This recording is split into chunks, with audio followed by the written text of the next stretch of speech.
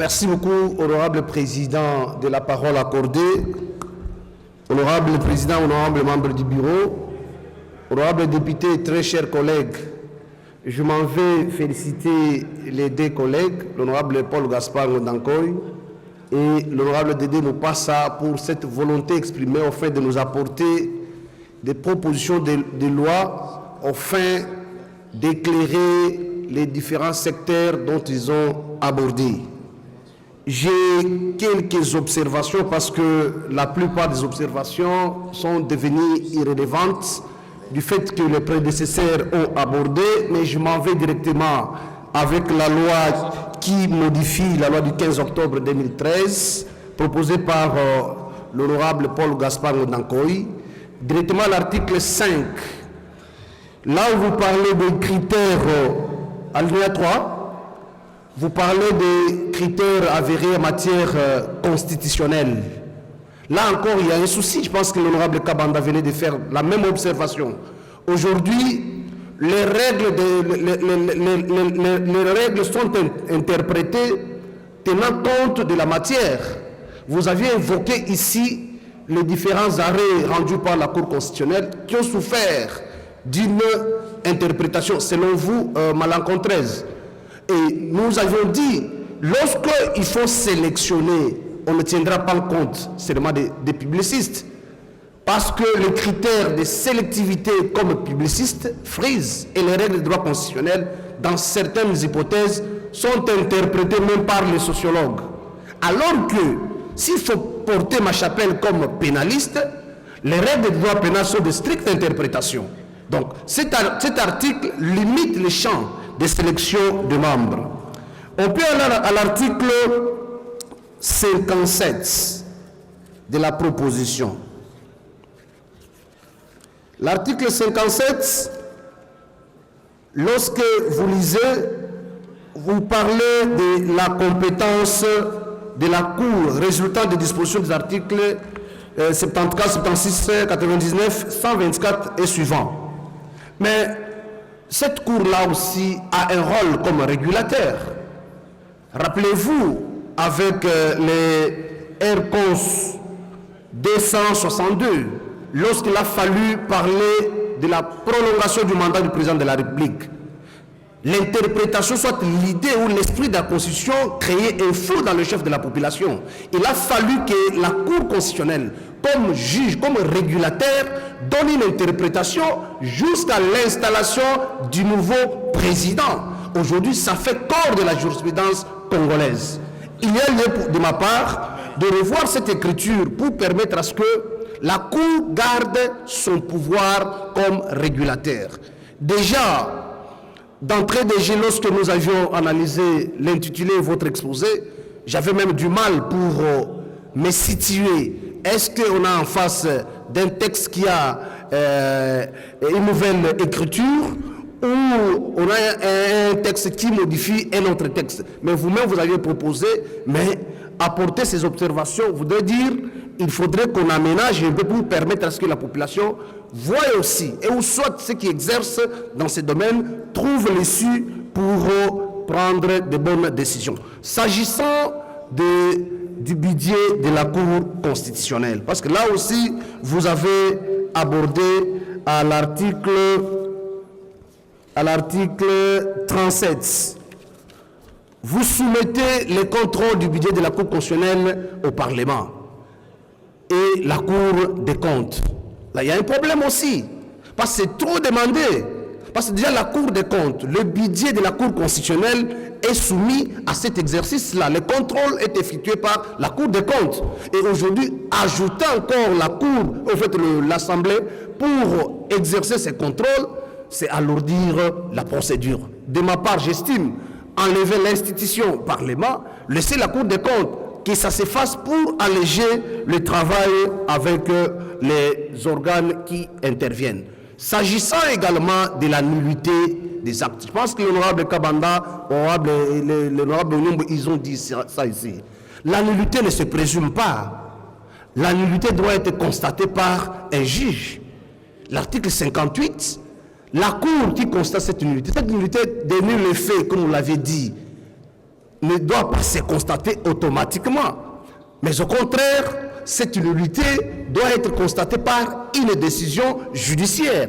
C'est pour permettre à ce que les fondements pour celui qui perdra son droit puisse trouver gain de cause devant les juridictions habilitées à donner ou à interpréter cette disposition. Et enfin, s'il faut revenir, c'est cette question des doubles degrés proposée par vous.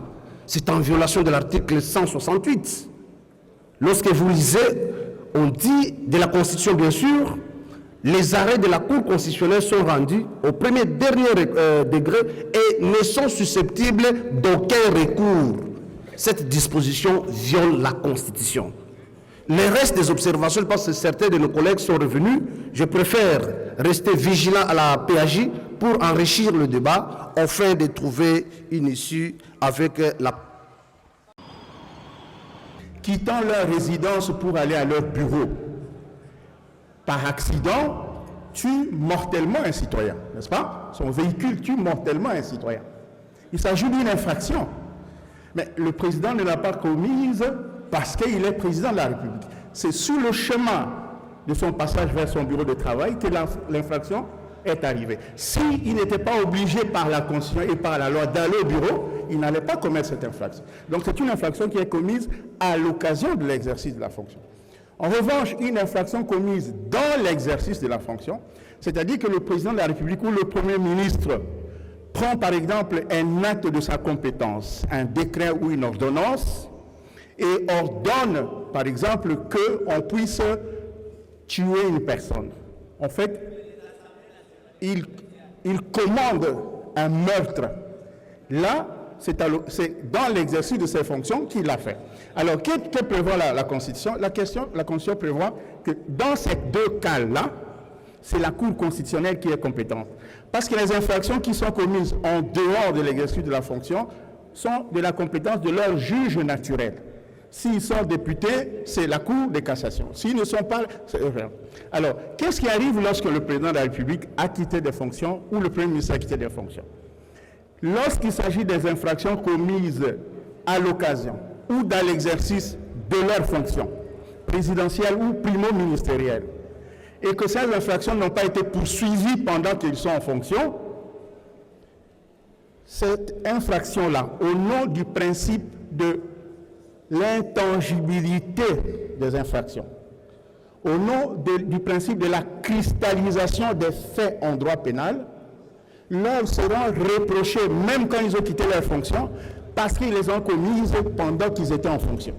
Et donc, de ce point de vue-là, même quand ils ont quitté leurs fonctions, s'ils ont commis ces infractions-là en ce moment-là, ils sont poursuivables de la Cour constitutionnelle et non plus de leur juridiction actuelle, là où ils sont.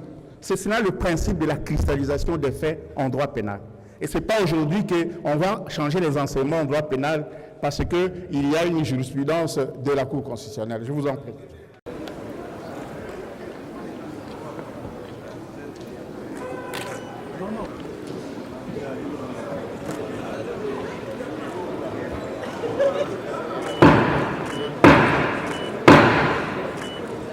La séance est ouverte. Qui sont contre? Abstention. Merci. L'exposé des motifs est adopté. Constitue notre Assemblée. 257 députés ont signé la liste des bureaux de l'Assemblée. Invite le nom d'enseignement. 4. Commencez par l'examen. Nous l'abordons en bonne lecture parce qu'il est ministre de la Justice et garde des Sceaux ne sera pas dans la partie. En motion d'information. N'arrivera à Petro-Congo, posant la demande à l'aide auprès de la bureau, et ça en attendant à niveau IA. Mais on se rend compte que pour la commune de la quartier, pendant qu'il y a des entrées qui existaient depuis le temps, 3 articles. Je m'en vais donc donner lecture d'abord de 3 articles et ensuite. Ils sont contre. Abstention. Merci. La paix et la sécurité dans cette partie du pays. C'est un régime exceptionnel. Donc, on aurait pu lui faire ses plaisirs, mais. Qui sont pour? Qui sont contre? Abstention. La même proposition en rapport avec l'interdiction des l'autonomie et son épanouissement personnel mis à mal et sa participation. Merci, honorable président de la parole. L'article qui sera relevé, comme je l'ai dit, mais également par l'article. Il faut présenter complètement les choses. Qui, du sommet à la base, est dans un système global de l'ONU par décret du Premier ministre en application de la linéa 2. Devenu sénateur à vie ou Chers collègues, comme les autres collègues passés. Par la définition même et l'indication du fondement constitutionnel des notions de pouvoir démocratique et de pouvoir exécutif. Ensuite, à l'article, car la loi reste en vigueur et la matière reste dans le domaine de la loi jusqu'à ce qu'il y soit statué par. Il était donc nécessaire ici d'apporter cette double précision pour éviter que le règlement de ce conflit de compétences ne soit réglé. Quant au conflit de compétences entre l'État et les provinces, là aussi, il fallait d'abord donner consistance aux notions d'État et de province. Mais l'innovation majeure introduite à ce niveau de l'eau. Il est précisé en effet que sous peine d'immunité, l'échelon du pouvoir qui n'est pas déclaré compétent par la Cour constitutionnelle cesse de poser ou ne peut plus poser les actes de sa compétence sur la ou les matières concernées. Peut être demandé par toute personne devant la juridiction compétente. Il est précisé aussi que dans les matières, mais aussi tout règlement provincial incompatible avec les lois et les règlements nationaux qui, soit est nul de plein droit, que dans la mesure où il y a incompatibilité entre les actes du pouvoir central et les actes du pouvoir provincial cités à l'alinéa 1er du marché. L'organe du pouvoir central concerné, agissant par l'une de ces autorités ou par l'un de ces autres autorités compétentes, de la nature et l'incompatibilité, et que dans cette dernière hypothèse, avant la saisine de la Cour, si la province concernée est par les constituants pour sanctionner l'incompatibilité. En ce qui concerne les conflits d'attribution, maintenant entre les zones de juridiction, entre ces deux zones de juridiction, uniquement en tant qu'elle vise à désigner la juridiction de l'ordre compétente ou une juridiction de l'ordre judiciaire ou de l'ordre administratif. Cette précision est nécessaire parce qu'elle permet de distinguer institutionnelles, activités de compétences ou civils. Le contentieux du conflit d'attribution est toujours un contrôle de fonctionnalité. Mais ce conflit d'attribution, lui, vise plutôt à désigner parmi la juridiction de l'ordre judiciaire compétente ou incompétente. Et pour cela, la Cour. Exactement comme vous avez demandé, c'est que la plénière n'avait pas accepté. L'innovation qui a été introduite, c'est d'abord l'inclusion du pillage.